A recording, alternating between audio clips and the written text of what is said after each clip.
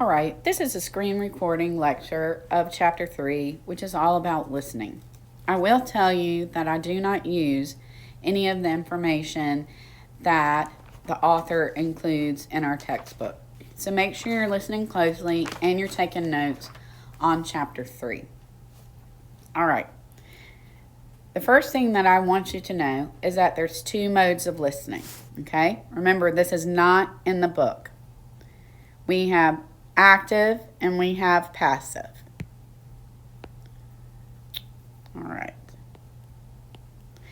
active listening is giving the speaker your undivided attention and trying to understand what is being said and making a genuine effort to understand the speaker's point of view. Put a star by that. Active listening is what we're supposed to be engaged in most of the time in our listening situations. All right, so true or false? Active listening is the mode that we're supposed to be in majority of the time in our listening situations. You would select true if this was a test question. Passive listening is the opposite of that. Okay, so in active listening, you're giving your speaker your undivided attention, whereas passive listening is that you're not paying attention, you're daydreaming, you're allowing other thoughts, whether they're internal or external distractions, overtake the listening situation. All right. Now, you have to understand that as a speaker is that your audience is going to fluctuate between being active and passive. So your job as a speaker is try to do things during the presentation where they stay active longer, because that's your job. You want them to listen to you in its entirety, not get lost or not daydream or become passive. All right, a really cool statistic is that we only grasp half of what we hear and we retain even less. Okay, that's pretty scary when you think about that in an academic environment, that our learning, the way that we have it set up, is that majority of your time you're spent listening to the instructor. So we need to employ good listening skills so we can be successful not only academically but also in our personal life. One thing that you need to know, that if you increase your listening skills, the best listeners are the better speakers. So it would behoove us to actually increase our listening skills, not only for personal or professional, but also it can help you with public speaking. Now, there's a true difference between listening and hearing, okay? Listening is a voluntary process that goes beyond hearing. What you're trying to do is interpret the sound waves and comprehend what you hear. Listening is a mental process, and it takes a lot of energy to do. That's why listening is so hard, okay? It's hard to be attentive and listen for even a whole entire class period, whether it's 50 minutes or 75 minutes on Tuesday, Thursday. We can get distracted and we can become passive. But your job as a speaker at any time is to make sure you're employing strategies to draw your audience back in. Hearing is different. Hearing is an involuntary, automatic process, okay? And it's a physical process. It involves you physically capturing the sound waves, then taking those waves, your body sends it down to the eustachian tube, to the tympanic membrane, the anvil, the cochlea, and then it sends an electrical chemical impulse to your brain, and it actually goes to the language house of your brain, which is totally fantastic, and it blows my mind. But there's distinguishing differences. You can capture the sound waves, which is hearing, but you may not mentally do anything with it, which is listening. For example, if you've ever been in a situation where somebody is calling your name, you're within the perimeter of the sound wave, but possibly you're concentrating on something else, and legitimately you did not process those particular waves.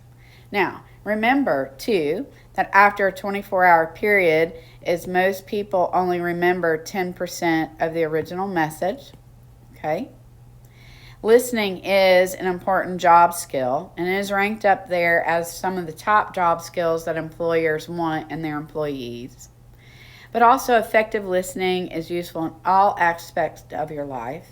And if you can increase your listening skills, that's a way to increase your speaking skills. All right, so there are 4 types of listening. All right, and I have them right here. Number 1 is listening for appreciation. Your key word here is you're listening because you like it. Make sure you write down the key word. So the primary purpose of this type of listening is for pure enjoyment. For example, like you listening to music. Number 2 is empathic listening. This is listening to provide emotional support for the speaker. That's your key word.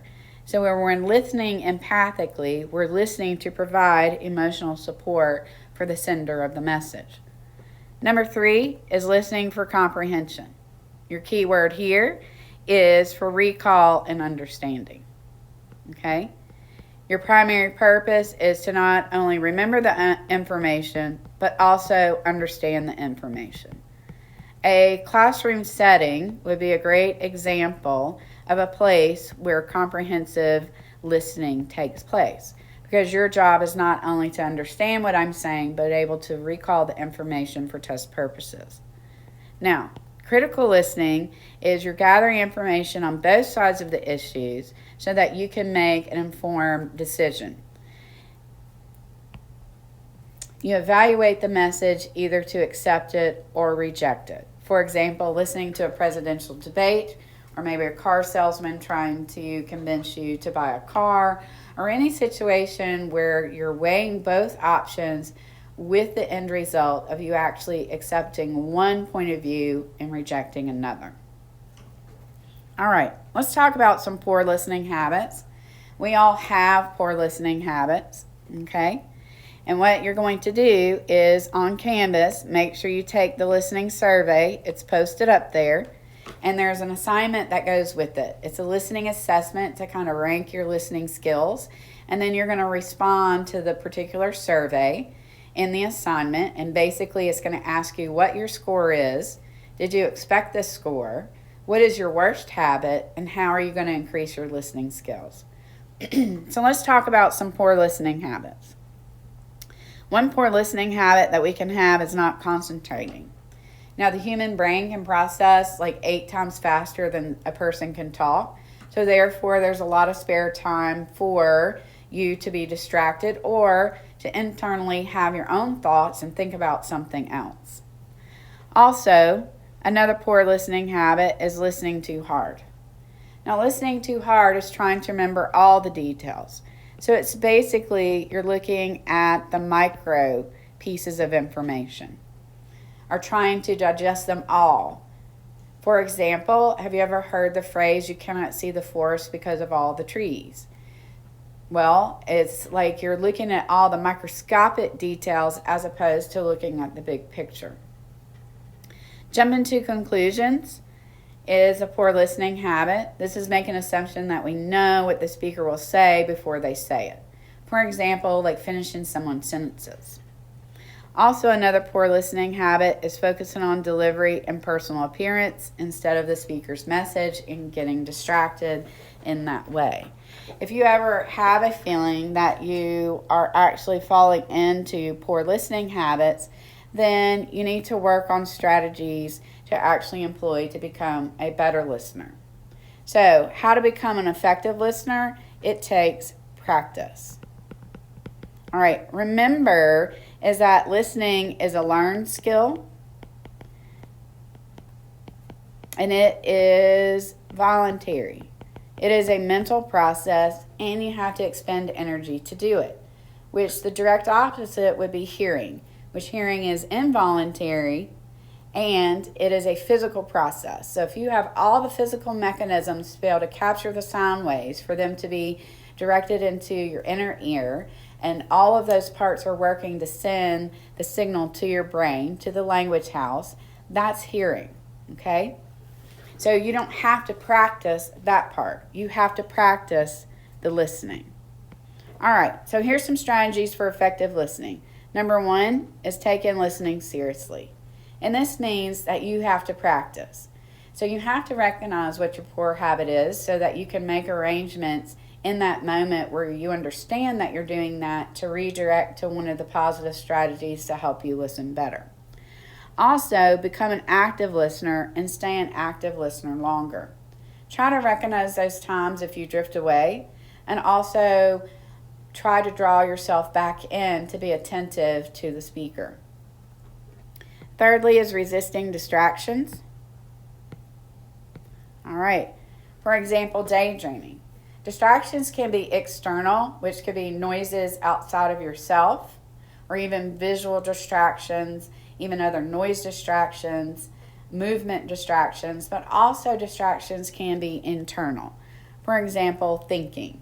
Is that since your brain is always on, thoughts can cross the synapses and they may be more entertaining or more interesting than what's being said. Now, if you start thinking about those, then you're not using your energy to actually figure out what the sound waves are. Don't be diverted by personal appearance and delivery. If you feel yourself actually being distracted by those, then you need to make arrangements to redirect. Also, you need to set aside judgments, okay? Remember, just because you listen to a speaker's message in its entirety does not mean that you agree with the message. It just means that you've given them the respect of being a human, okay? So just kind of remember that. Sometimes it's hard to listen, and it's hard to listen to information that we might not agree with or that strikes a chord with us, or we feel like that maybe it's a negativity on our part. We become defensive and we shut down. But just because we listen to somebody's message does not mean that we agree. It's just we were giving them respect as a person. Also, suspend judgment until you hear the full message. A lot of times we jump to conclusions, we complete people's thoughts and sentences, we defensive listen, we shut down. We automatically go, oh, they don't have anything that I even need to hear. Therefore, I'm not listening. It would behoove you to not prejudge and jump to those conclusions. Knowing more information is a way that you can make better decisions. And the only way that you're going to get more information if you take the time to listen. Also, focusing on the speaker is a good way to actually redirect yourself or to be attentive, is look at who's speaking to you. And lastly, taking notes. So here in a classroom setting, taking notes is a good idea because you get to review them later. You get to look over them. You get to jog your memory of what was said in that particular speaking situation or environment. All right, so this wraps up Chapter 3, which talks about listening.